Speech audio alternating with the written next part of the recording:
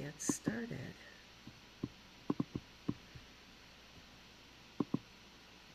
Okay, welcome everybody.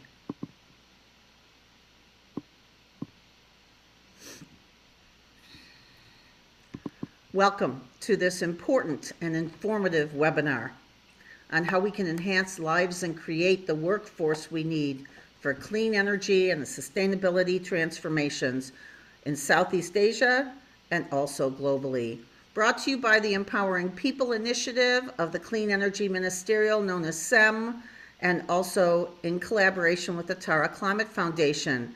Our co-leads are the governments of Canada and also the European Commission. And we have a lot to share today and a lot to hear from you as attendees, so we are going to get started. Meeting reminders, please stay muted today unless you are a speaker. You can communicate by polls and chat, but we will unmute after the end of the structured discussion, after the end of our next steps. If you're having any trouble with your audio, there are call-in options that are available on your invitation and on your confirmation from Zoom. So show your face, keep your camera on. We want to build community here, and please stay with us for a group photo at the end of the formal part of the session. We will be providing meeting materials for you. So you'll get the slides, you'll get the recordings, links to resources, but please know that we are disabling all external AI. We want to learn about you as attendees first. So could you please go to slido.com on any of your devices and put in this number. It's also showing up in the chat. You can also hover your phone over the QR code in the top left. And we want to know, what kind of clean energy workforce development efforts are you doing? Please answer all that apply. So maybe it's nothing yet for you, but you want to do more. Maybe you're working on an international level with an association or a UN agency, or maybe your work is national or regional. Maybe it's local and it's in a city or in a school or a single university or TVET, or it's in a classroom, or maybe there's an other. And if you have an other that doesn't fit into any of these, please put it into the chat, because we want to understand what you're doing. That'll help us understand how we can be most helpful to you. I'll give you just a few more seconds to fill in here. And once again, how to get into the Slido is also in the chat. And thank you for sharing that with us.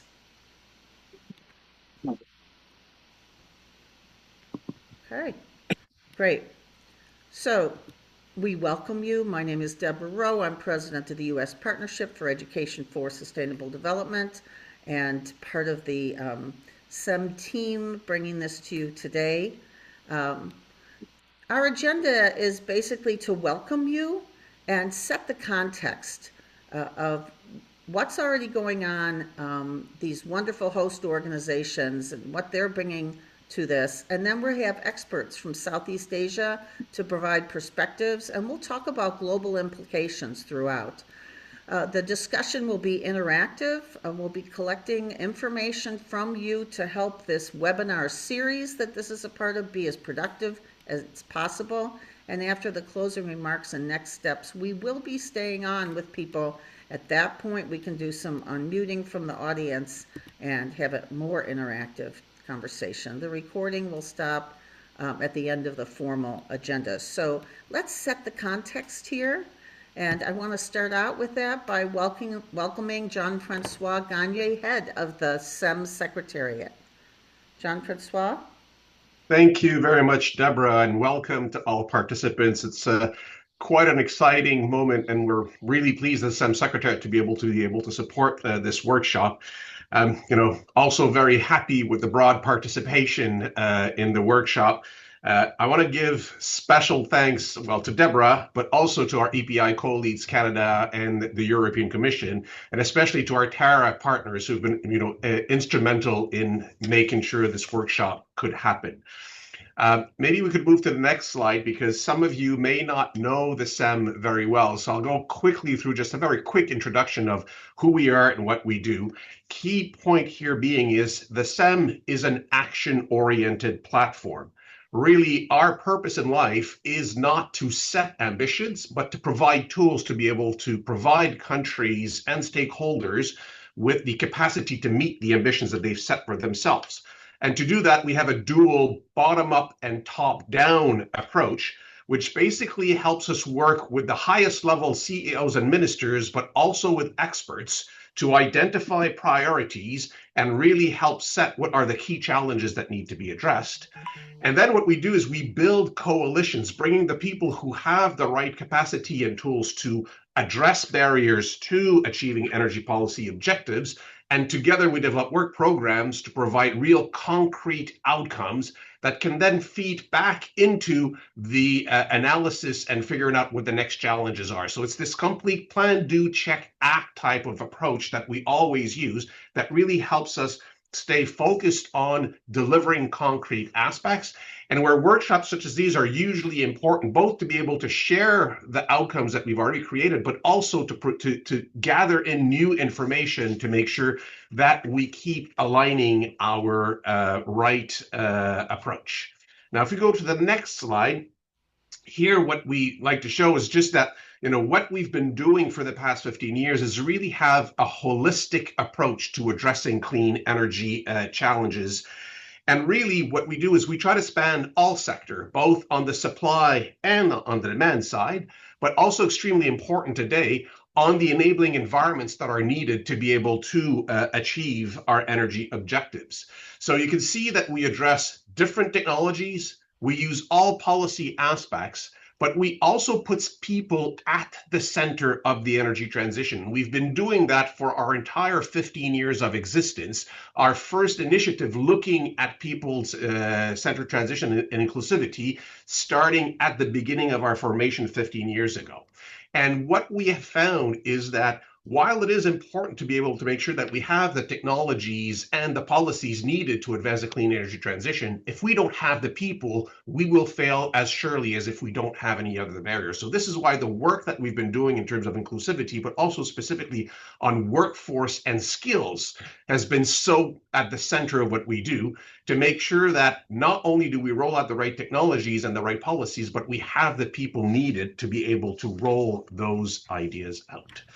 If you go to the next slide, the last part that I want to bring in terms of the SEM in itself, it's our very varied membership. As you can see from the numbers of flag at the top of this slide, our membership actually comprises almost as many emerging and developing economies as developed countries. And what is also important to note is that you do not need to be a SEM member to work with the SEM. So while we have 29 members, we actually work with over 50 different countries, spanning the entire spectrum from least developed countries all the way to the most advanced economies. And the idea when we work with all these stakeholders is to bring them on an equal footing. It really is a dialogue. What we want to create is not a north-south discussion. It is a north-north, south-south, north-south, and south-north, so that everybody can learn from it, from one another. And this was extremely important at the core of what our ministers asked us to do last year when we turned 15, and they basically started revising where the SEM was going. And this year we had a unique opportunity where our ministerial meeting was taking place in Busan, where we were able to create very strong linkages to Southeast Asia. And so it's extremely useful, enticing to me to see like the speakers in the rollout today, where we have European Commission, Korea, but also Indonesia as some of our members, but also other stakeholders. It was great to be able to create strong ties with ASEAN country members. Very happy to see the Philippines also part of the rollout today. We know that Thailand, Singapore are also extremely connected to the discussions that we have. We hope to certainly have other opportunities to listen to them. And what we want to do today is really be able to build on the relationship we've been to build in Southeast Asia throughout the year, building on great work we did with ClimateWorks in terms of advancing power systems evolution during Malaysia's ASEAN year. And now we want to really put a focus on people-centered transition. How can we make sure that Southeast Asia has the right workforce and skills to enable its very active transition plans? And we're extremely grateful for the partnership that we have with Tara in terms of being able to bring that focus in today. And so I'll end with, what kind of my views are for today's, with the next slide, where really we invite all of you to take this as an opportunity to shape the work of the SEM moving forward. For us, the purpose is to learn from the experience that already exists in the Southeast Asia vision. Within the SEM, we've been building frameworks and tools to address these issues for a long time, but these tools only are effective if they are, grounded in the local and regional context. And so we want to learn as much from you, how much of these tools you find useful, which tools are missing that we need to develop to be able to support you in terms of achieving the transition, and what can we learn from your vast experience in addressing these issues so that we make sure that we all benefit from the dialogue that we hope to create today. So, really encourage everyone to come in with very, candid, open, transparent aspects to this.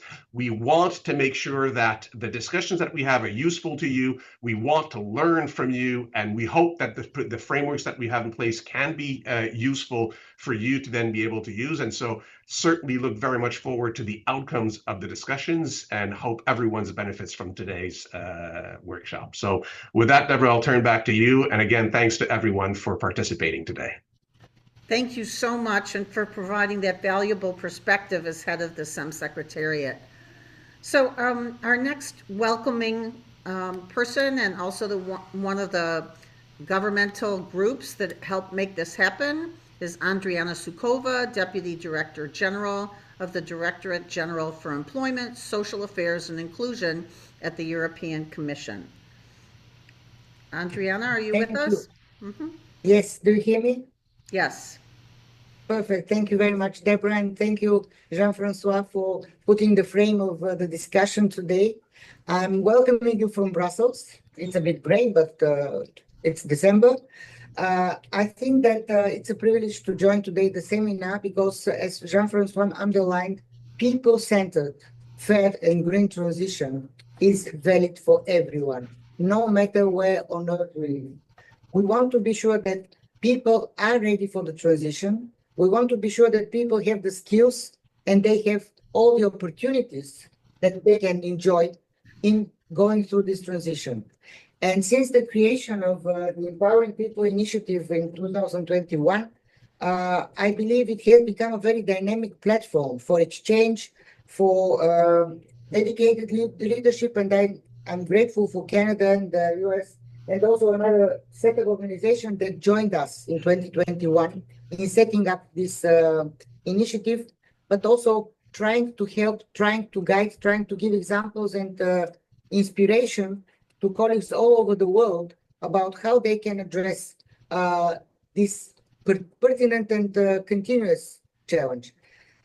Recently, we were joined by Student Energy Association from Canada, and this is a coordinator for the initiative, and I'm very grateful because these are young people. They bring new dynamics, they bring new views, and also fresh stimulus to our initiative. So very grateful for them that they're able to join. As the Empowering People Initiative mission is very clear, it's to focus on the critical socio-economic elements of the clean energy transition. We have to take care of the workforce, we have to take care of the skills advancement of everyone, and also the quality jobs that people should have within this transition. And as Jean-Francois said, our technological development cannot survive, cannot advance if we don't have the people, because we can have the best research, we can have the best outcome of research, the wonderful technology. But if we don't have people who can install the technology, people who can use it, and people who can later recycle or take care of it, we are having nothing. So the efforts are not only to support the development of technology, but also make the benefits of this technology accessible for everyone, and also making sure that we have the critical people making the transition a success there. I would like to first underline a few of the deliverables that we have already had in the last few years. In 2022, the International Energy Agency's Skills Development and Inclusivity for Clean Energy Transition report highlighted that the clean energy shift would create 14 million jobs, while requiring the upskilling of 30 million people worldwide. So there we have to be clear that there is a big need for new methods of training, new curricula for training, also for the traditional sectors. And also we should try to attract unrepresented groups like women, like young people, and promote successful cases throughout the world. In 2024, there was another report which was on skills for the energy efficiency in buildings, a very important point, which offers guidance to policymakers on jobs and skills identification and the need for formal training pathways. At least in Europe, we see shortages for the construction sector, and we are trying to address these. We have so far, within the initiative, held global conversations on green workforce and skills, hosting multiple high-profile events such as the COP and G20, and also webinars like this. But last year, in spring, I attended the workshop in Paris on the future of green skills, where we had stakeholders from all four corners of the world, of a globe. Imagine, 4 corners of a globe. It's underlined the importance of updating vocational training, making green education appealing to youth. We have to teach children that and young people that going to this métier, to this profession, is attractive and also useful for them, but also allowing and enhancing worker mobility so that the standardized certification can smoothen the transition, the mobility, and also make hiring a person from another country much easier than it is now. 3 weeks ago, at the COP30, we co-organized a workshop with the World Economic Forum on jobs, skills, and climate, together with Jean-Francois and our Commissioner for Energy and Housing, Danny Jorgensen, was there, who noted that fossil fuel workers share skills with the wine sector. So the wine sector can also take some of the people that will be losing their jobs, but we need strategic reskilling investments for that purpose. And this will allow them to really smoothly transition to another type of job. The multilateral collaboration within this format allows to learn and share our global best practices so that it also can serve the Southeast Asia labor market. From the European Commission perspective, we have put in place numerous actions to support skills development and support the just transition more broadly. Indeed, in Europe, the green transition could create between 1 and 2.5 million new jobs by 2030, but it, as I mentioned already, demands a very targeted upskilling and reskilling measures as occupations and tasks will change. And at the same time, in Europe, we discovered that in energy-intensive sectors, only 1 in 10 workers receives training. So we need to really massively expand training provision and also increase the number of people who are getting this training. Some of our very good examples of our recent policies are that first, in 2020, we started a European skills agenda, and we launched a Pact for Skills, which puts together governments, education providers, and companies in 14 large-scale partnerships. They are sectoral partnerships, and these partnerships have already trained 3.5 million people of the workforce. Among these large-scale partnerships, we have the energy sector, like onshore and offshore renewable energy. In 2023, under the Net Zero Industry Act, dedicated industry academies are being set up to address skills needs in key tech sectors such as solar, wind, batteries, hydrogen, and raw material. The objective of setting up these industry academies is to train up to 100,000 workers per year on the same curricula, and we have already launched the Battery Alliance Academy, providing exactly the same training, exactly the same curricula throughout Europe, so that anybody who has acquired a diploma and the qualification within this alliance can be employed anywhere in Europe without further need for recognition of the qualifications. And we think that we are now in the process of setting up the wind and solar. So these industry academies will facilitate the employment and the availability of workforce that are needed for the green technologies.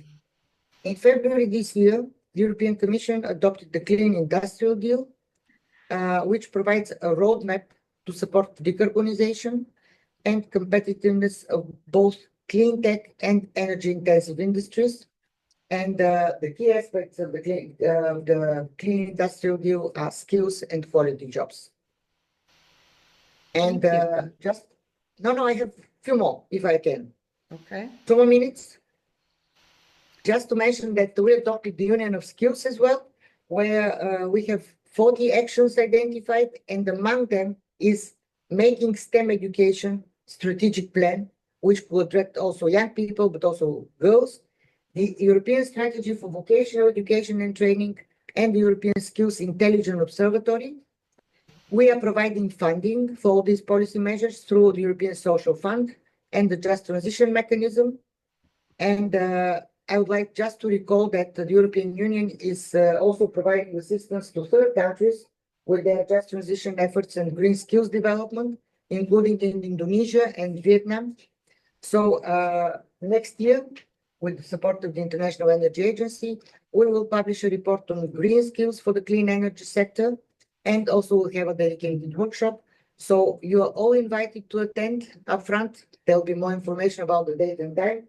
But I'm very glad to be able to join today and follow the discussion, and I want to thank everyone for listening. Thank you very much. Thank you very much for the perspective and all of the activities that you are all doing. Isabel de Lovenfoss is Head of Diplomacy at the Tara Climate Foundation. The Foundation and Clean Energy Ministerial are so pleased to partner to advance green skills development and just transitions in Southeast Asia and globally through this partnership. Please go ahead. Thank you very much, and thank you for inviting us to give a short introductory remarks for this webinar. I'm Isabel de Lovenfoss, and I'm the director for our regional diplomacy program at the Tara Climate Foundation. For those who do not know Tara, we are an Asia-based philanthropic foundation headquartered in Singapore, and we're committed to building a more prosperous and sustainable future for Asia. And at the heart of our mission in Asia is the just transition, because with half the world's population and the fastest growing energy demands, what happens in this region will shape the world's future. So we were established in 2021, and today we support over 350 partners across 12 countries in Asia, from think tanks to research institutes, advisory groups, and community organizations. And all our partners have a common purpose to accelerate clean energy and drive a just and inclusive transition in Asia. And this is why we decided to support this Clean Energy Ministerial initiative on empowering people and this specific webinar series to curate dialogues focusing on Southeast Asia. In Tara, we really see the energy transition as one of Southeast Asia's greatest opportunities, because energy demand is rising sharply, and clean energy offers a development pathway that strengthens resilience, creates jobs, and enhances the competitiveness of the region. And the reason why our dialogue today is so important is that one of the biggest challenges in realizing this potential for this region lies in aligning skills development with the emerging clean energy technologies. While demand for green skills for solutions like rooftop solar, e-mobility, or energy efficiency, the demand is rising. The availability of trained workers has not kept pace, and this creates a growing talent gap across the energy sector in the region. There are already a number of excellent initiatives in Southeast Asia to enable a just and inclusive transition, and reshaping these skills and of the workforce in the energy sector. And I know other speakers will talk about the experience from the region. I just want to flag one of the initiatives that we support. We support the New Energy Academy initiative that was developed by our partner New Energy Nexus. This is an academy that is closing the skilling gap by equipping workers with technical skills, but also with entrepreneurial capacity to participate in the energy economy, not just as employees, but as business leaders and change makers. The academy is also targeting specifically women, youth, and underserved communities to ensure that the transition is inclusive and locally driven. So this is only one example, and there will be other success stories and good practice coming up throughout today's webinar, but also the next 2 webinars. So just let me finish by reiterating Tara's support for this initiative, and I look forward to the discussion ahead. I think it's a valuable space to listen, share, learn, and also imagine on how our efforts can reinforce one another. So thank you, and have a good discussion. Thank you so much, and thank you for that great perspective. Before we bring in the experts from Southeast Asia on each of their individual perspectives and the global implications, I want to give you some context.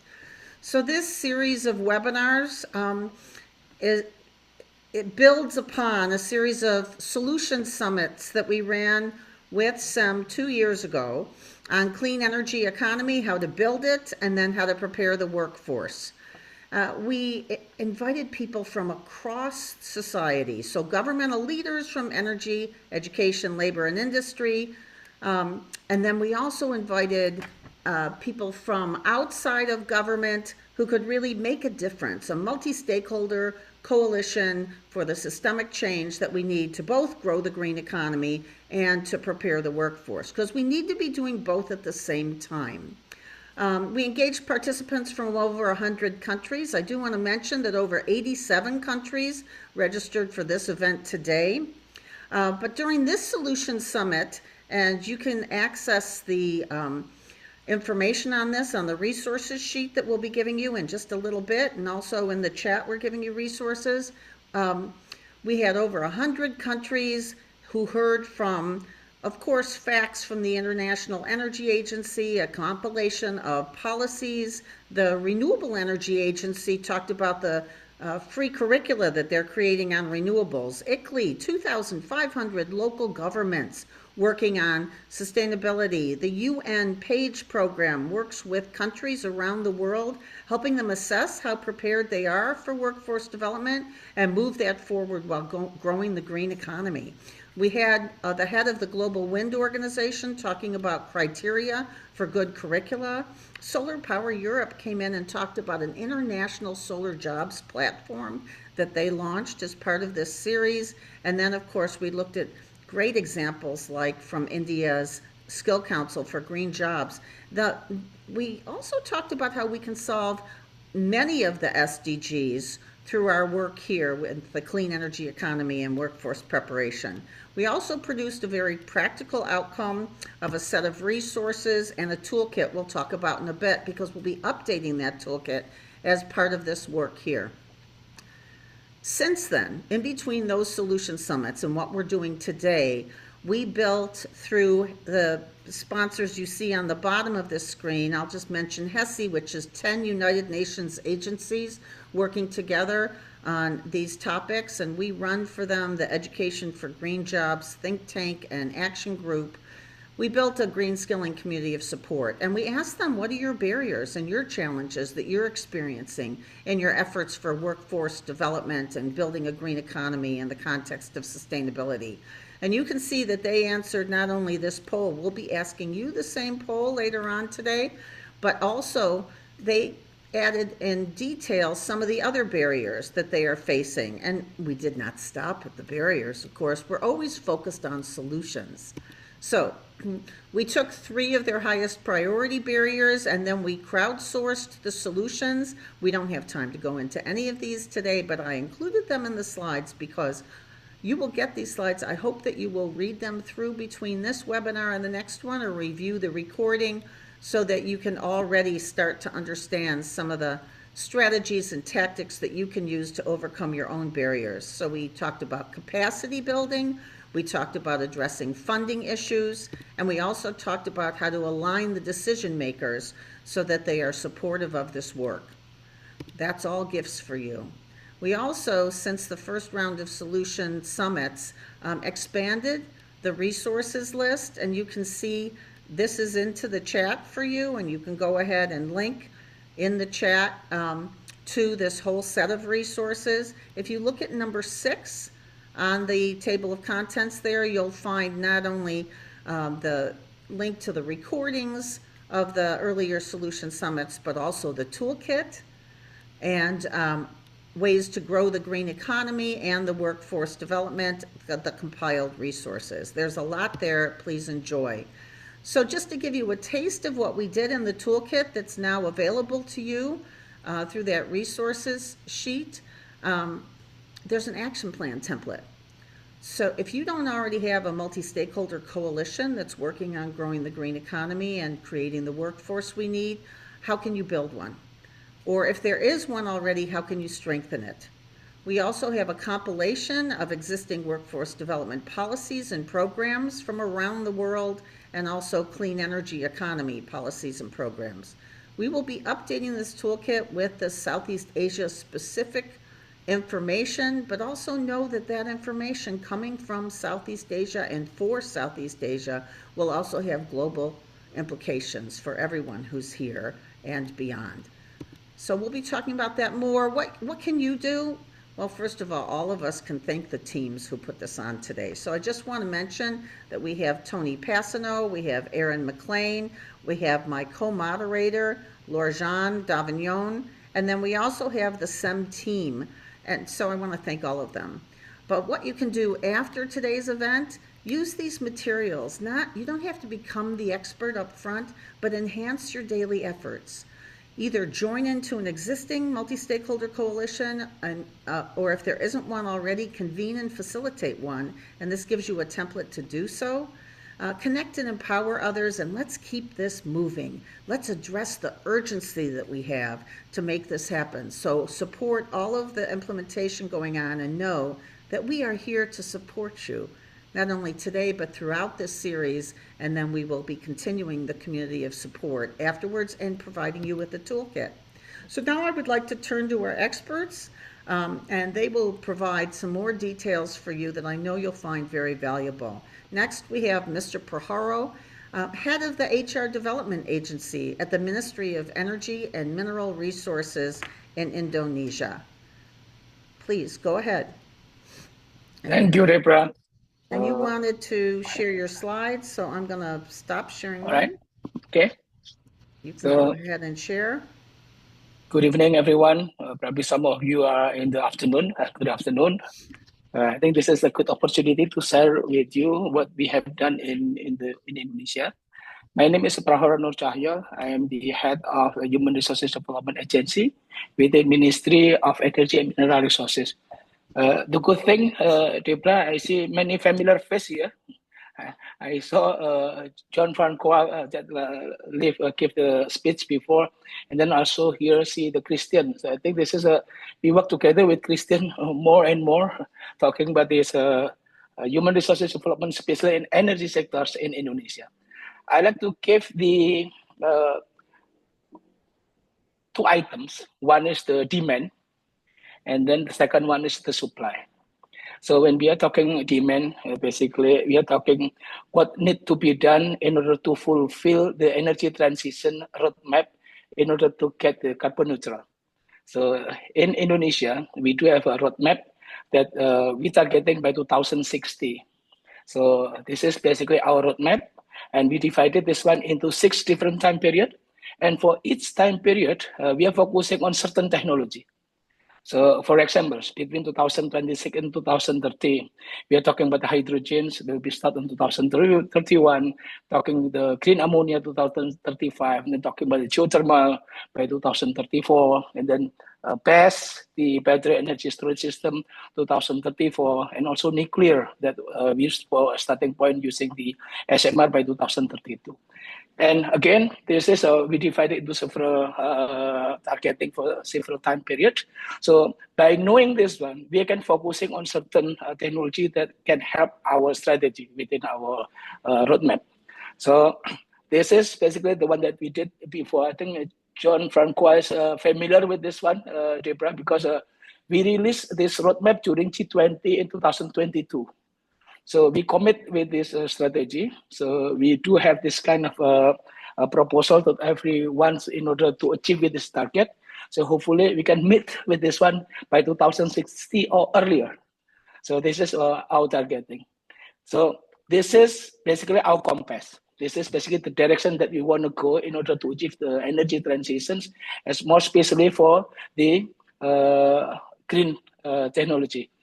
And then from this one, I would like to see what is our resources. So this is basically the thing that I would like to share with you. If you take a look from Google, the populations in Indonesia by May 2025, the total numbers is about 280 million people. If you can see from this slide, the one that is on the age of the labor between 15 years to 65, the numbers is about 152 million. So let's take a look on the one on the working age, the one that got job for 144.64 million. You can take a look from this one. This is the challenge that we have in Indonesia. So it's about 80 million out of that number, out of the 144, has educations below the junior high school. So about 40 million out of that numbers have the educations with the high school. So if you're talking about the graduate, undergraduate with the university, the numbers is around 15 million. And we're talking about the vocations, we're talking about the 4 or 5 millions. This is the challenge, Deborah. So we know that we have a goal, we have a target for seeing this is how to achieve with the energy transition. However, we also see the obstacle, how to achieve this one, knowing the resource that we have, especially for the human resources, is the thing that we need to put into a strategic that really, really good in terms of just we cannot do this one by the conventional way. We need to do this one in the unconventional way in order to achieve this one, because the time of the demographic bonus is going to be leave this one very soon, because we're targeting 2030, 2035 is basically the maximum of the demographic bonus that we're going to face this one. And then what should we do about this one? We do the identifying what kind of a green job occupation map for the energy and mineral resources. And the one that we have, I think we identify, this is by supporting by GIZ. I think Christians support us for this kind of system. So we identify there are 3,664 occupation map that we identify job in energy and mineral sectors. So among those numbers, is part of 500, that one is new job types. And again, in order to achieve this one, I think we need to work together. We need to support especially for the standard of the competency. This is need to fulfill, because later on, it is something that later on become a strategic part, because at the end of the day, this is going to be a part of the sporting, because not only just number, we have to be talking about the quality. The last one, the last slide, we held the Human Capital Summits 7 months ago. And this is the products that we have for the policy of stakeholders for this Human Capital Summits. So we're talking about the strengthening vocational educations as well as the training. This is a need to do this one, because some part of the one that we have, knowing the resource that we have right now, I think this is more strategic one that we go to the vocational item. The second one, talking about some of them are still working on the fossil. So we need to get the transformation for fossil HR to support the decarbonizations. And then the third one, we're talking about the strengthening partnership. I think this is a most important thing right now, because I think we cannot do this one alone, or even not only just Indonesia. I think around the world we do this one like a partnership or collaboration together. And then the fourth one, we're talking about the finance scheme. This is something that's really important because people always saying that when you're talking about human resources, we always mention, okay, this is too good investment as long-term investment. However, if there is cut budget, the first thing that need to be cut is the budget for human resources. I think this is very ironic, but this is true. So that's why we need to work together in order to have this kind of scheme, especially for enhance our resources, especially for the worker. And the last one is talking about the database. I think this is the most important things because all the policy that we have, if there is no supporting by the data, I think this is going to be like a gun without bullet. So this is the most important things. I think there's 5 policies that we have right now. We are focusing on this one, and hopefully we can create together with supporting from the international organizations as well as the partners from SEM. And then I like to see more talking about this one. Thank you, Deborah. Thank you very much. That's so informative and exciting to see what is going on, as well as to be able to look at what we need to do next. And next we have Michael Sinacruz. Michael is Director of the Energy Policy and Planning Bureau in the Department of Energy in the Philippines. Go ahead, Mr. Michael. Thank you, Deborah. I don't have a prepared presentation, but I'll just make a brief intervention. So, good evening from the Philippines, and it is my honor to join today's webinar.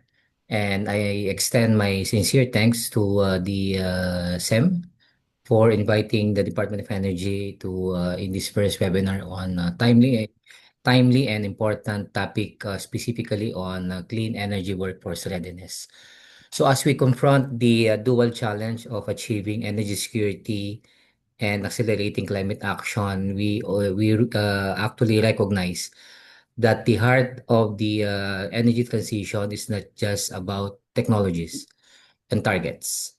It's about the people. And our transition is fundamentally about empowering communities, building inclusive opportunities, and ensuring that no one is left behind.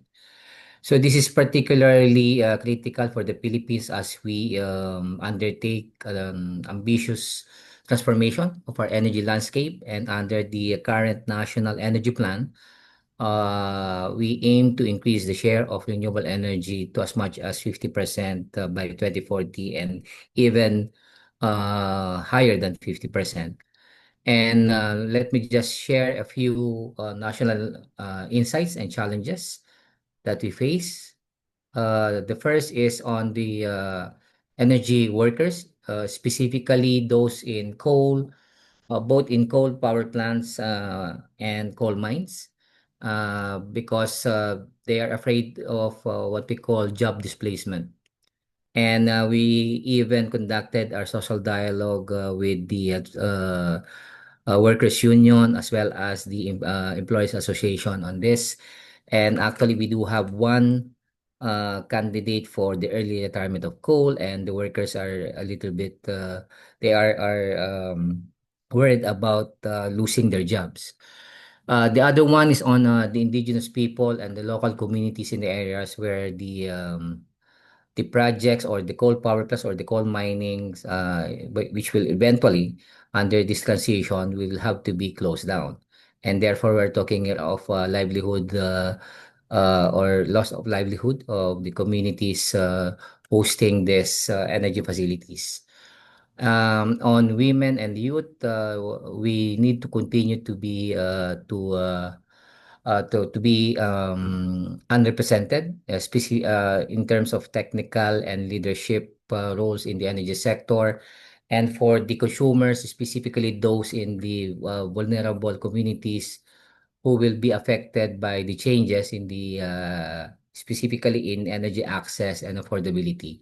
So we believe that a just and inclusive transition must not only protect these groups, but also actively empower them to shape and benefit from the energy future.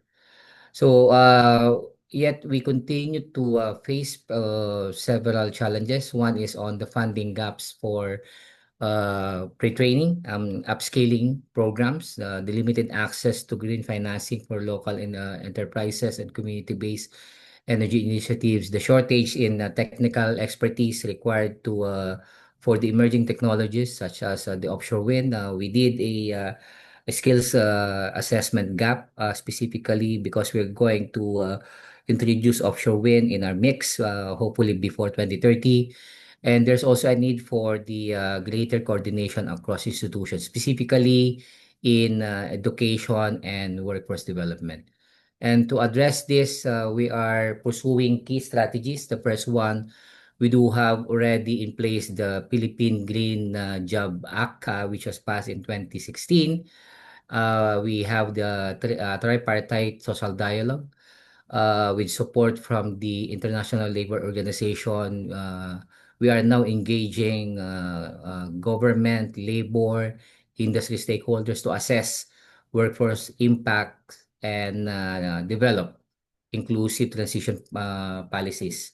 On curriculum and academic partnership in collaboration with the Commission on Higher Education, our department, the Department of Energy, is supporting the development of undergraduate and graduate programs focused on advanced energy system and green technologies. On the development partner support, we are working with the ADB, World Bank, the GEF, among others, to strengthen reskilling initiatives, promote RE careers, and support institutional readiness. Actually, we do have a project right now under UNOPS looking at the coal impact assessment, or if, for instance, we need to account for how many workforce or workers will be displaced if we're going to phase down coal mines and the early retirement of coal power plants. And this project should also include even the alternatives for these workers to be displaced, specifically the communities, the livelihood that will be affected by this energy transition. And in closing, we affirm that the clean energy transition is not merely a technical shift, it is also a human transformation. So we believe that this transition calls for inclusive, prepared, and future-ready workforce supported by sound policies, strong partnership, and shared commitment. So with that, thank you and good evening from the Philippines. Thank you so much. And it is so interesting to hear about the challenges and also about the progress. I co-authored with UNEP the Global Guidance Document on Education for Green Jobs, and we see a lot that's going on across multiple countries, which also means that we can learn from each other as we move forward. So thank you for these insightful comments. And next, we want to bring in Dr. Sulfikar Yonadi, Head of the Energy Modeling for the Policy and Planning Department at the ASEAN Center for Energy. And just one more thing before I turn it over to you, Doctor, that is, you'll notice in the chat that we've asked you to tell us what you would like to see in the update of the toolkit. So all of you here today, if you would share with us and also stay with us past the top of the hour so that we can get the input from you and have that interactive discussion. Over to you, Dr. Sulfikar. Yeah, thank you. So let me maybe share my slide. You can, or I have them here okay. for you, and you can just say next. Mm-hmm. All right, thank you very much. Then, yeah, allow me to start. So, yeah, first of all, thank you very much for having ASEAN Center for Energy joining this webinar. And glad to see familiar face. Sir Mike is over there, Isabel is over there, and also other colleagues, Espet, and also others. Yeah, maybe to introduce for colleagues all around the globe, the ASEAN Center for Energy is an intergovernmental organization under the ASEAN structure, established back in 1999 to represent the interests of the ASEAN energy sector. So to support the cooperations and basically to help advancing a secure, resilient, and sustainable energy future in ASEAN. Next slide, please. Yeah, so our work in ASEAN is guided by the document that is called the ASEAN Plan of Action for Energy Cooperation, or the APAI. currently in the period of 2026-2030, which we just launched in the Malaysia chairship of ASEAN this year. And also to support that energy cooperation is the analytical studies, the ASEAN Energy Outlook, with the latest edition is the AO8, as I showed in the screen. So the AO8 basically provides a comprehensive picture of how the ASEAN energy landscape may evolve in the future, especially up to 2050. We model for different scenarios together with our ASEAN member states. And one of the scenarios is the carbon neutrality scenario, or the CNS, which align with not only the national goals, but also the region's growing commitment to decarbonization and also addressing climate change. I showed some numbers here on the targets of renewable energy, emission reductions, but beyond emission and technologies, we also discussed into the people aspect of the energy transition, the skills, the careers, and the workforce changes that will shape the energy transition. So for today, allow me to focus more on those projections and see what are the workforce readiness in ASEAN in terms of energy transition. So if we can go to the next slide. So under the AO8, we see that renewable energy jobs become the dominant source of employment in the energy sector by 2050, especially in our carbon neutrality scenario. We see around 11.8 million renewable energy jobs emerging. So it's a very major transformation from today's system of energy. And most of these jobs are created in 2031 to 2040, particularly in construction and also installation activities. So this highlighted the growing of the renewable energy in the next decade. But it also means that the next decade is absolutely critical, and for us, the workforce planning cannot wait. We see that the solar PV will lead this growth in ASEAN member states. The solar accounts of 40 to 60% of new renewable energy jobs. To top up with that, the wind also had a strong boost, especially the offshore wind in the Vietnam and also the Philippines.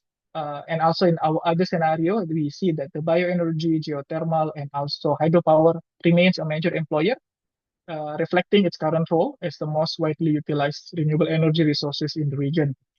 But of course, the job might not be evenly distributed due to the nature of the sources of renewable energy. Then we also need to think about how the workforce can be relocated into the proper locations. If you can go to the next slide. And in here, we also see that around 70% of the clean energy jobs actually occur during the constructions, front-loaded in the early stages of project development. But we also should not overlook the long-term opportunities. As I mentioned, bioenergy, hydropower, geothermal, they ensure thousands of ongoing operation and maintenance jobs, particularly in Indonesia, Thailand, and the Philippines. And these roles especially will provide stability throughout the whole energy transition. On the other hand, we see that the fossil fuel employment is projected to decline, especially in 2031 onward. Even with our other scenarios, with a modest rebound, the overall trend will remain downward, especially under our carbon neutrality scenario. We anticipate 3.4 million fossil fuel job losses by 2050, so balancing the new jobs in renewable energy presented earlier. So this is a powerful reminder for us, saying that the energy transition will definitely bring opportunity, but without proper planning, it will also bring risks and displacement. So next slide. So one of the major challenge emerging, as also mentioned by the previous speaker, is the skills alignment, skill mismatch, and the need for the skill alignments. Across ASEAN education and training system, we see still largely focus on conventional energy technologies. And while progress is being made, especially in the TVET and short course programs, renewable energy specific competencies are still not yet fully integrated in the high education program. The Asia Pacific is advancing, of course. By 2019, more than 50% of renewable energy tertiary programs worldwide were offered in this region. In ASEAN, we also see promising initiatives such as Renewable Energy Skills Development Program in Indonesia, the Skills Future in Singapore, which actively equip workers for emerging sector. But of course, to meet the future labor demand, these efforts need to scale and scale fast. Next slide, please. Mr. Zulfikar, my apologies. You are at time. I just wanted to give you a warning. Thank you so much. My apologies. Sure.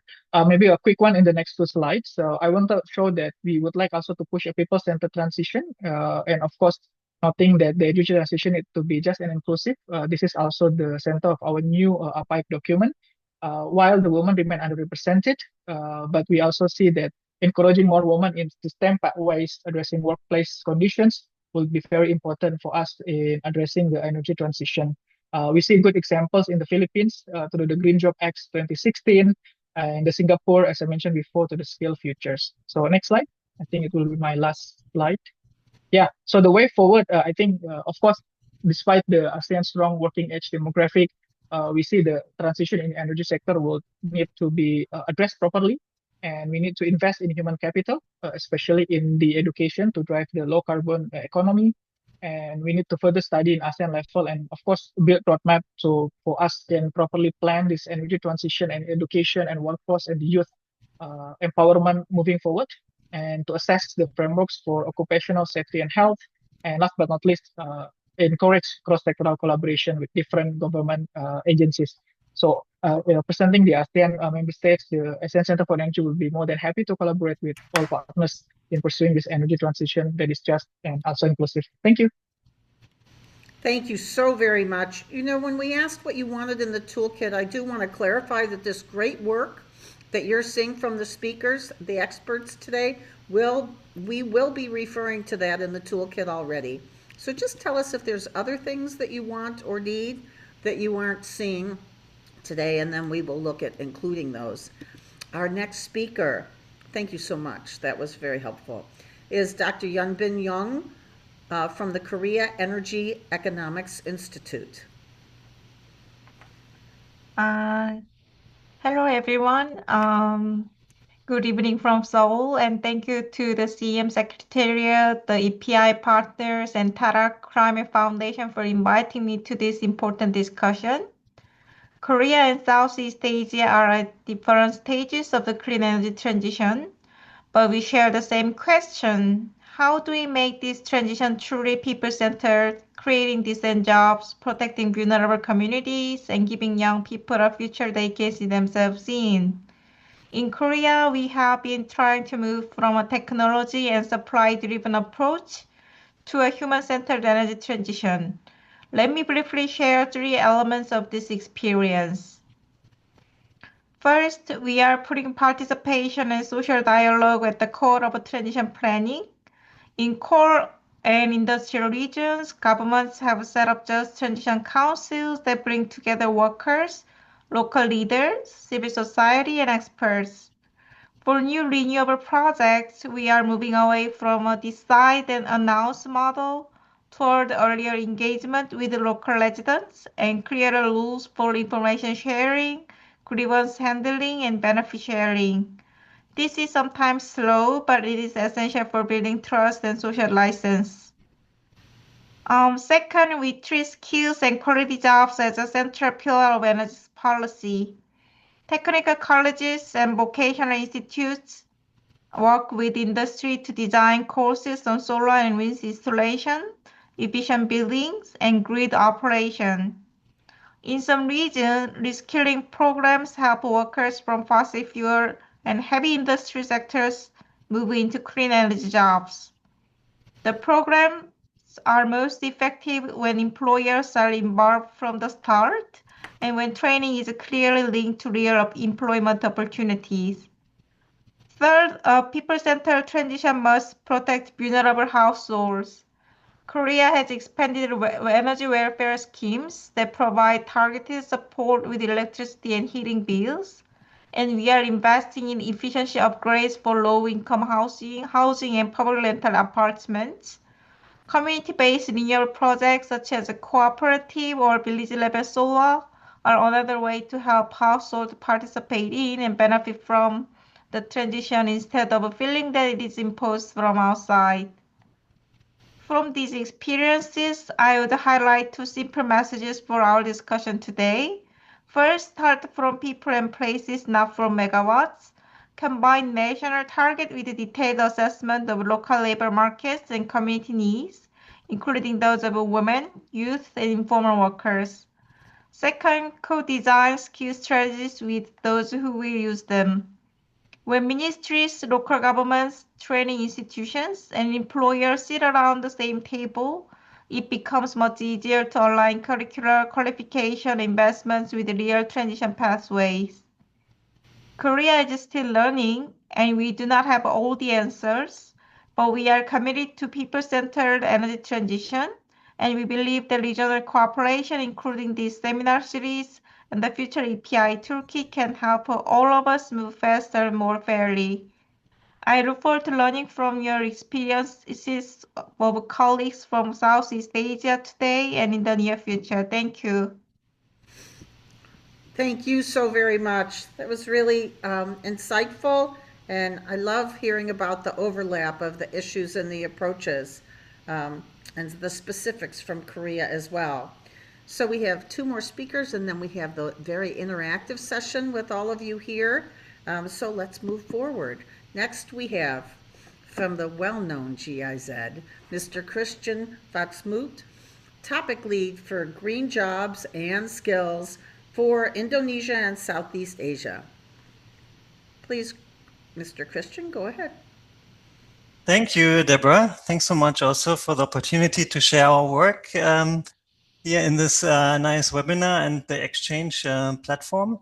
Also, great to see you, Pa Prahoro, and thank you so much for the great cooperation here between GIZ and the Ministry of Energy and Mineral Resources of Indonesia. Would you share this slide, Deborah? Yeah, okay, yeah. Thanks so much. So yeah, I'm heading here, I'm calling in from Jakarta. I'm heading the Green Jobs for Social Inclusion and Sustainable Transformation project, a technical cooperation project between Germany and Indonesia, implemented by GIZ and the National Development Planning Ministry here of the Republic of Indonesia. We have 3 main sector focuses on energy transition, but also on circular economy and forest conservation. And our project is running from 2023 until 2028. So we can move to the main slide. So I just wanted to share our overall approach, how we as GIZ work together with the government of Indonesia on supporting workforce readiness for the transformation towards a green economy. Of course, this is very much linking also to the input of Pa Prahoro earlier. So we started, first of all, with the development of a jointly agreed green jobs definition, because that was not there yet. And I think that's very important for all stakeholders to agree to one definition and to follow that also for data and the strategy development afterwards.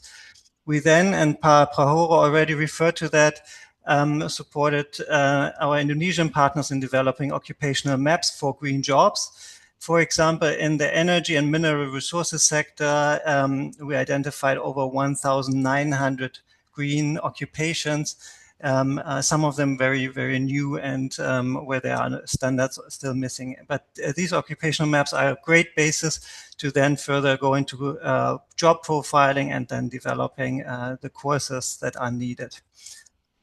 Then, based on the labor force survey data and following the task-based approach developed by the World Bank, we actually calculated for the first time here the existing green workforce and the projection. Across all sectors, not only in energy, we found that there are only 2.6% of all the jobs are green jobs so far, but 36% are green potential jobs. So that shows, like, with the needed skills and with also different practices, there's a lot of potential. What the data also showed, and that also refers to the other speakers before me, is that women are heavily underrepresented in the green jobs. There are only 14% here in Indonesia of the green jobs are held by women. In comparison to the non-green jobs, it's 45%, so that's a huge difference. Also, the data showed that green jobs require higher education and that the green roles are predominantly high skilled. So also showing decent job criteria and also higher wage potential. We then worked with the National Development Planning Ministry on developing a roadmap for green workforce development in Indonesia, using all of this data and coming up with an action plan, and then also translating this with all the energy sector-specific data into the policy agenda on the right side of the slide here, the yellow document, the policy agenda for human capital development, for energy transition towards net zero emission, that was launched by the Minister of Energy and Mineral Resources last June at the Human Capital Summit that Paprahoro also mentioned.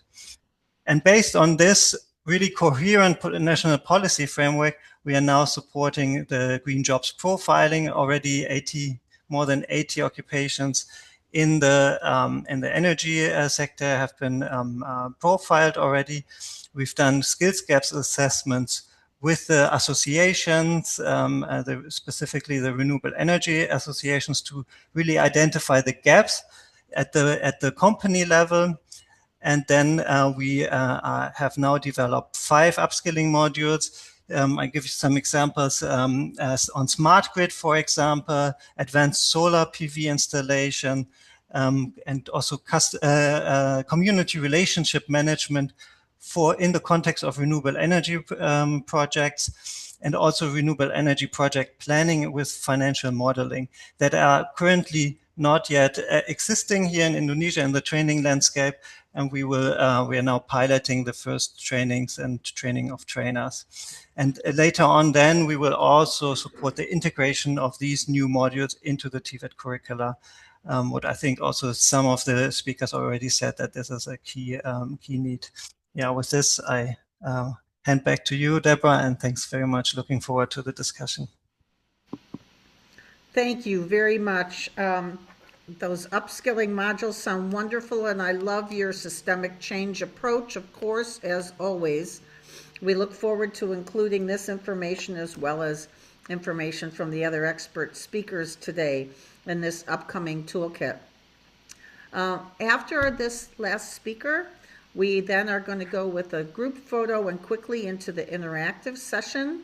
So thank you so much, Ms. Mediva Thessalonica Virginie, for being with us today as the research officer from Youth for Energy, Southeast Asia. Please go ahead. Thank you, Deborah.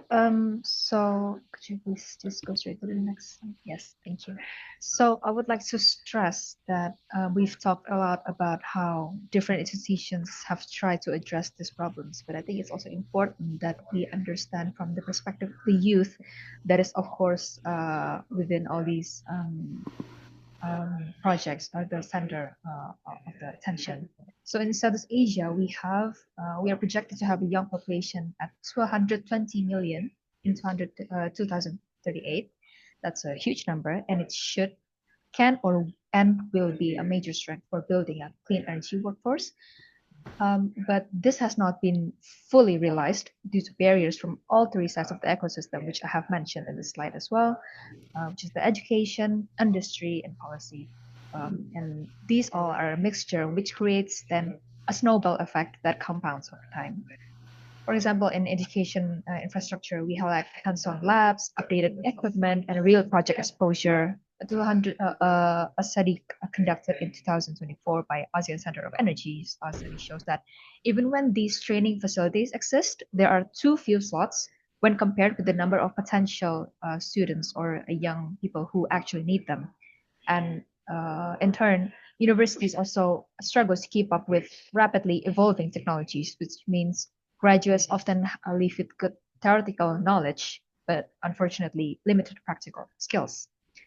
This, in turn, directly affects industry and employment. This mismatch causes companies to be hesitant to take in interns or trainees, and this causes also limited collaboration between universities and industry, which then reinforces the skill mismatch. And as technologies change quickly, especially with the digitalization across us, the gap only widens. And also, from the policy side, many countries lack clear coordinated frameworks that define essential clean energy competencies or at least support ministerial cooperation.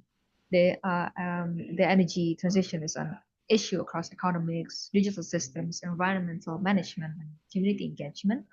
Yet the policies that are implemented often treat these elements rather separately, making it harder to build a workforce that can meet such complex and diverse needs. And on top of this, uneven access remains also a major concern, where remote and underserved communities often have the least access to quality education, even though they are frequently the ones most affected by these renewable energy projects like hydropower or geothermal, which is popular in South Asia. So I would like to stress that what we see is not a single barrier, but interconnected weakness. Educational gaps lead to industry hesitation, reinforces skills gap, and weak policy guidance prevents institutions from addressing these issues together. This is the snowball effect that ultimately shows down youth readiness for the clean energy workforce. And recognizing these interlinked barriers is essential if we want to design solutions that actually work, that can actually truly strengthen the entire ecosystem. If you could continue to the next slide, please. Yes. So I think in the Southeast Asia context, we can try to encourage governments to draw from global examples, but these must be carefully tailored to Southeast Asia's context. I think one practical lesson we can learn, or what I've encountered is in Germany, is the strong culture of structured work placements. I see that when industries open dedicated roles for students, it helps bridge the gap between academic learning and actual workplace expectations. And also establishing a regional ASEAN green skills taxonomy can also harmonize competency standards, improve training quality, and support mobility across member states. This must also be done to address transferable skills from fossil fuel-based employments. I think this has also been mentioned earlier in the presentations with Mr. Pahoro, which is still a trend in Southeast Asia. And we need to address these skills to be transferable to green jobs and address the uneven access to education often faced in remote places of South Asian countries. Youth should be supported not only as job seekers but also as innovators, so that we can help accommodate this growing demand for jobs. And this means expanding incubators, seed funding, technical labs, and cross-border innovation networks, so young people can create new clean tech and enterprises. And I think what needs to be stressed and understood is that when we want to address the problems Southeast Asians face, we need to take a multidisciplinary, multi-institutional approach and understand that it's not like building a power plant. You cannot exactly predict when this shift will or can end. It's not a very straightforward process. It requires continuity and deep context understanding of the specific country or ASEAN as a whole. And this may seem like a huge cost, but I can promise you that investing in youth skills is not a cost. It's a very strategic investment. I think that concludes my presentation. Thank you so much. You know, we work with international youth networks through HESI, and we are seeing a lot of the same issues that you just named. So this was wonderful to hear the youth speak the truth to our power, our hierarchical systems, and I think we will all benefit from listening closely. We are also working with publishers of learning materials to bring in a theme. How can we use what we're learning today to help make the world a better place? And bringing examples of what a cleaner energy future would look like. And then encouraging students to bring this green lens to every job, so that then you are shifting the norms as well as the standards. So we look forward to working with all of you on making this happen. And the follow-up webinars that we're going to be doing very much are going to focus on that, right? How do we move to scaling up implementation? So if you would all turn on your cameras now, we would like to do a group photo so we can acknowledge you being here today. I see so many faces that I already know and new ones that I'm looking forward to working with as we move forward. So thank you so much. And let's smile with the enthusiasm of the positive outcomes we're going to create. Wonderful. Okay, and I am going to move to our second screen. Please, if you all could also turn on your cameras so we can see your beautiful faces and your spirits that are all contributing to this important work. Thank you so much. Yeah. Okay, so now what I'm going to do is go back to the slides. We have interactive questions because we really want to learn from you, and that'll help enhance what we provide to you. So we want to know what countries you're working in. So would you please go back to the Slido and just really quickly list for us, we didn't want to do a drop-down menu, it can be awkward. We're going to do cloud art. Quickly list for us because the quicker we get these polls done, the quicker we can actually unmute and hear from you. What countries are you working in? And we know that, as I mentioned, there were over 87 countries that registered for this event today, actually about 400 people from 87 countries.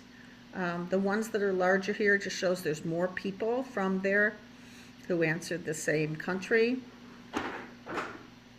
And yes, you can say all countries because that's true for some of you, right? And we'll also see that in the earlier poll. I'm going to give you about 10 more seconds, so go ahead and type. And if we miss you on this, you can always go in and put it in the chat as well, because I'm going to move forward. Thank you. Okay.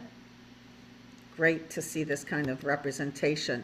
So next, do you have a project or an outcome of your work in Southeast Asia or globally that you thought went well and that you would like to share information about? Maybe it didn't go that well, but you have lessons learned that you wanted to share. Please, if you can also put information about that into here.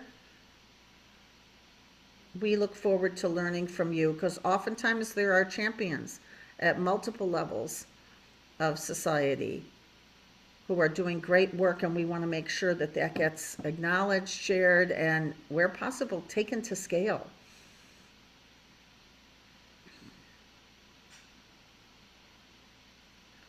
About 10 more seconds on that one. And please, if you're not in the Slido yet, please do go in. You can hover your phone over the QR code or just go on any device to slido.com and then put in that number, which is also being put into the chat for you. Okay, I definitely want to hear about the Summer of Solar Love project and the course training for women entrepreneurs. This is great. Really looking forward to learning more about these. And if you do have links to these, you can go ahead and put those in the chat as well, because we want to bring in those lessons learned and share those resources. Great. Okay. Now, you saw the barriers that we collected from the global community of support. We also want to hear about the barriers that you are facing. I will have a next poll where you can type in what other means for you. So if you can just mark on here, what do you see as the critical barriers that need to be addressed now to foster these just inclusive transitions, both in Southeast Asia and in the global markets? And you can select more than one here. Boy, that lack of staff training just popped up right away, right? But also capacity. And remember, we have those slides on solutions, strategies, and tactics for how to deal with that lack of capacity. You can look at when we do our follow-up communications with you. Okay, just a few more seconds on that. Thank you. Okay, and now if you answered other and you want to describe what other means for you, even if you didn't answer other, but you want to put in what other means for you, here's a good place for you to type that in.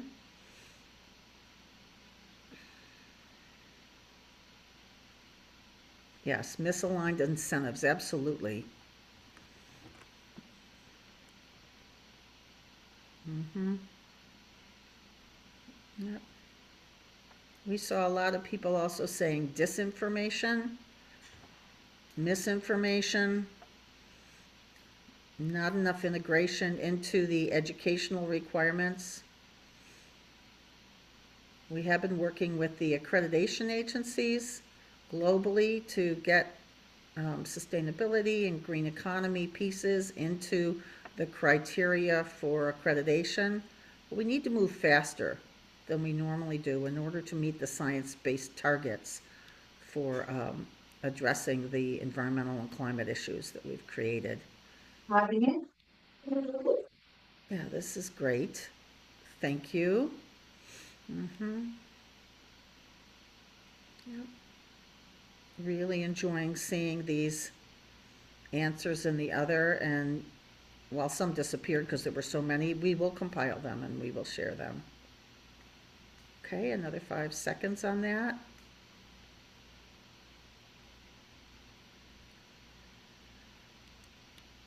Okay, thank you so much. If you didn't get it in time, you can put it into the chat and we will capture it there. So the first toolkit that we created in the first series of solution summits at SEM included policies, as I've already mentioned, best practice examples, tips on how to create a cross-sector coalition, and also facts about green skills demands. What would you like included in the Southeast Asia focused toolkit that we'll be updating, that will include what the speakers talked about, but what else would you like to have in that toolkit? So information about capacity, so maybe sharing some of the solutions that we have found by talking with our partners around the world that could be applied, and also those that are already being applied in Southeast Asia. We've got people typing in what we want on the toolkit. And I know we asked this earlier in the chat, so if you already did put it earlier in the chat, we will capture it from there. Yeah, upskilling. Mm-hmm. Which means you're working with employer groups, right? As well as unions, as well as associations, because it's not always done through the formal education system, depending on how your system works. We also heard today about needing it for TVETs as well as for the universities.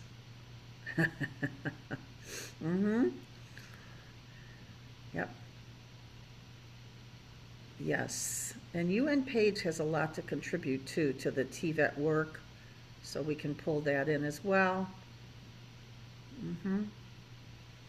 And I love it that there was a lot of mention today about don't wait for the green economy to grow and then start the workforce development. We need to do both simultaneously. Okay, these are great. Just want these last few participants to be able to type some more. This is such an important question. Yes, how to make the jobs attractive. We actually wrote a recruitment toolkit for disadvantaged communities and women into the different career pathways,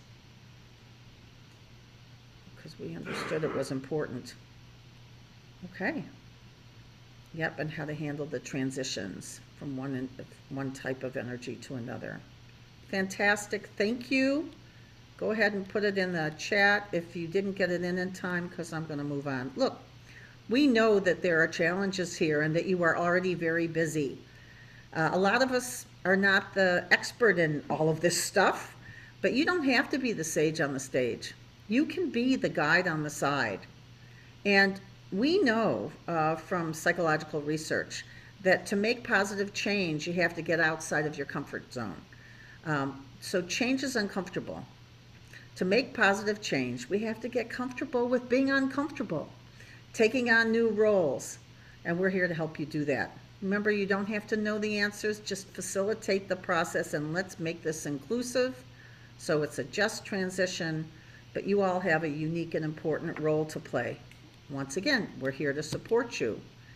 So if you could share with us, what did you find most useful today about this convening? That would be very helpful for us to understand what you found valuable. And in the interest of time, I'm only going to do about 10 seconds on this, so please type quickly. Oh, there's a lot of people typing. Maybe I'll give a few more seconds.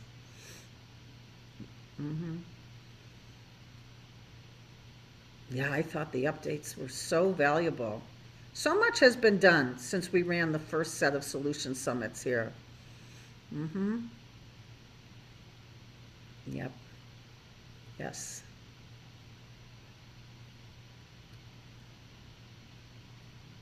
Yes. Agreed. The leadership is there. We just really need more implementers, right, to help and to create the systemic change across the board, to shift the norms. Great. Thank you so much. I'm going to close this one up, so click submit if you want. You can put it in the chat if you didn't make it in time, because we keep talking about all the different stakeholders that need to be included if we're really going to shift the workforce development system. This is just one graphic from the existing toolkit that we made, and it shows we have a tendency sometimes to not invite all the different areas of government that feed into this.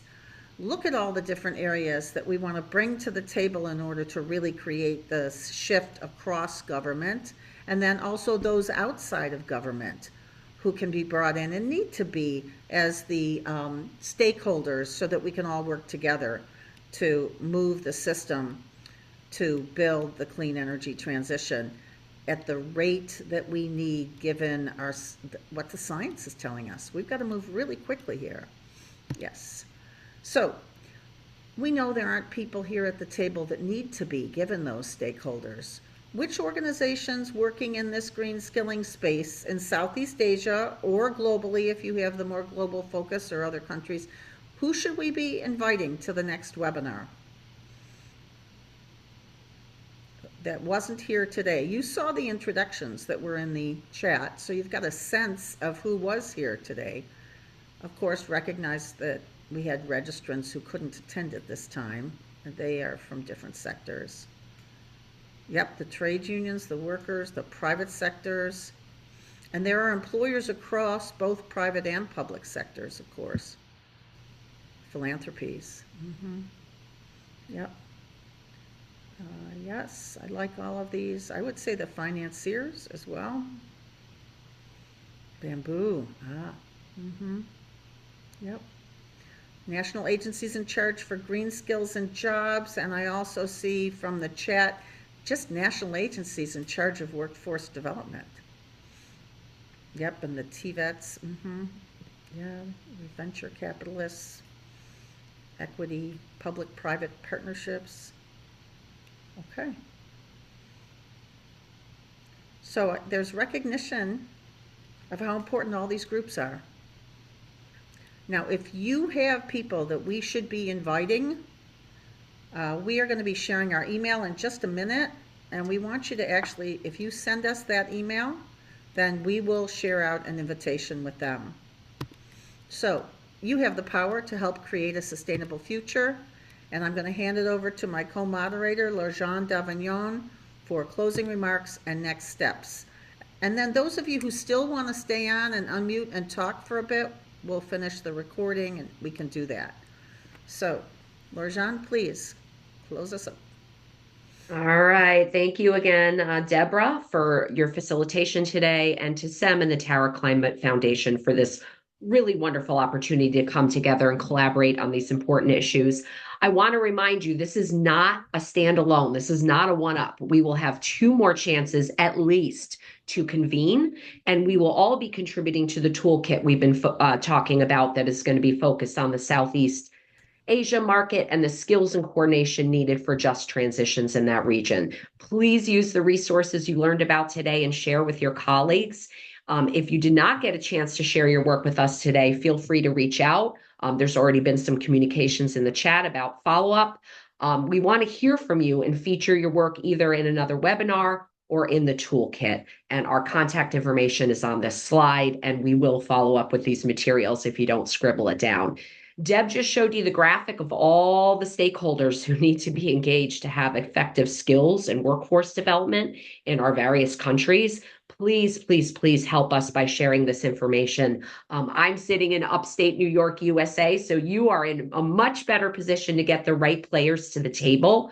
This will only work if we have everyone pulling in the same direction. And I saw someone put in the last poll that we need coordinating entities like SEM and some of the groups you saw on this call today, and they do not have enough funding, capacity, resources to do this work. So we all need to be pulling in the same direction. That includes government agencies, NGOs, all the folks doing the work in this sector. And as Deb and everyone said, congratulations for what you've done, what you will do through this effort. You are the reason we will realize a clean energy future for ourselves, for our families, for our countries. And all you do will ensure this transition is a just one and that everyone can benefit. We need you, and you have our gratitude and appreciation. Thank you so much. Deb, you want to close us officially?